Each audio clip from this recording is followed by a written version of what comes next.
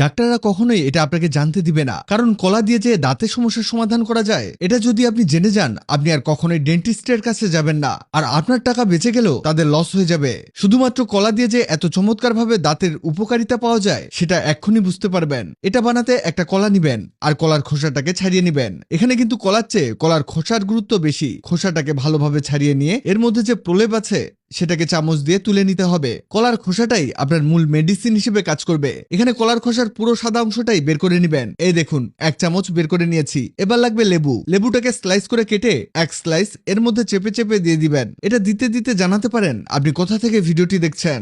এবার লাগবে baking soda. Baking soda মূলত খাওয়ার সোডা, যেটা আপনার দাঁতে অন্যভাবে কাজ করবে। সামান্য বেকিং সোডা দিয়ে এতে দিতে হবে টুথপেস্ট। আপনি বাসায় যে পেস্টটা ব্যবহার করেন সেটা এতে দিলেই চলবে।